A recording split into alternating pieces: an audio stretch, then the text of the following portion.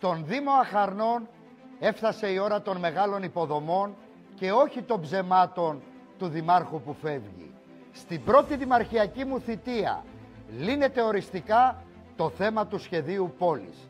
Κατασκευάζεται η πρώτη ενεργειακή κοινότητα που θα παρέχει δωρεάν ρεύμα σε 2.000 αδύναμα νοικοκυριά και έκπτωση δημοτικών τελών 20% σε άλλες 5.000 οικογένειες και επιχειρήσεις εστίασης. Με διεθνή διαγωνισμό και όχι με αναθέσεις ασφαλτοστρώνεται το σύνολο του Δήμου. Ξεκινάει η κατασκευή του νέου δημοτικού σταδίου Αχαρνών με διεθνείς προδιαγραφές.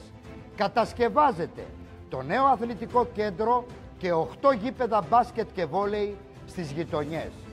Οι παιδικές χαρές περιφράζονται σωστά και φυλάσσονται από τη Δημοτική Αστυνομία.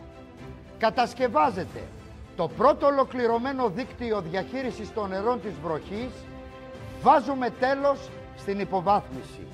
Κατασκευάζονται 50 στεγασμένες εξαθέσιες στάσεις λεωφορείου και 10 βιοκλιματικές στάσεις 16 θέσεων με ψήξη και θέρμανση στα σημεία υψηλής κίνησης.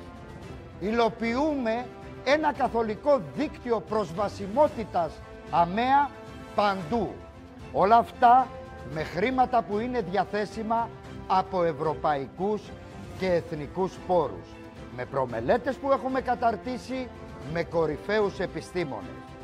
Παρέες και απευθείας αναθέσεις τέλος.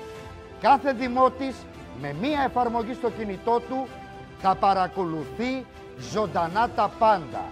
Συνεδριάσεις Συμβουλίου και Επιτροπών, αποσφραγίσεις προσφορών και το Ταμείο του Δήμου κάθε στιγμή. Κάνουμε πράξη την αχαρναϊκή διαφάνεια. Έργα παντού, διαφάνεια παντού, χαμηλότερο κόστος και ποιότητα ζωής για όλους. Ερχόμαστε για το καλό σας.